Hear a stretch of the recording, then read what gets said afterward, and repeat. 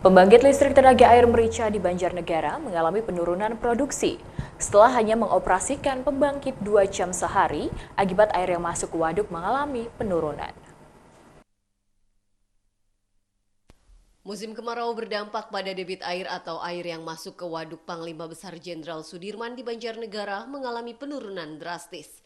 Kondisi menurunnya debit air waduk ini terlihat dengan munculnya sejumlah daratan dan sedimentasi. Elevasi air waduk saat ini berada pada 229 meter. Meski kondisi debit air turun, produksi listrik PLTA Merica Power Generation Unit tetap berjalan. Namun saat ini hanya beroperasi 2 jam dalam sehari. Berbeda dengan saat musim penghujan yang bisa beroperasi penuh hingga 24 jam untuk suplai Jawa, Madura, Bali. Saat ini kita masuk musim kemarau, secara umum bahwa produksi listrik mengalami penurunan.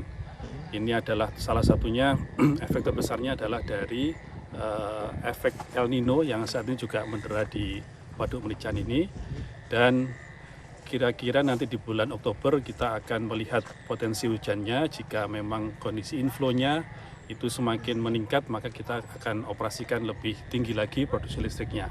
Tetap semuanya bertumpu pada irigasinya tetap berjalan, dan produksi listriknya, pengoperasian pembangkitnya juga terus kita operasikan untuk melistriki masyarakat. Kalau saat ini operasi pembangkit hanya berapa jam bedanya sama musim hujan kalau air banyak, Pak? 3 bulan terakhir kita lebih sering operasi dengan 2 unit engine di waktu selama 2 jam. Itu sesuai dengan kebutuhan dari pelanggan kami, yaitu unit pengatur beban yang saat ini mengatur agar kebutuhan tegangan dan frekuensi di sistem itu terjaga. Dan itu selama 2 jam dirasa cukup sambil kita laporkan kondisi elevasi di Waduk Merica ini.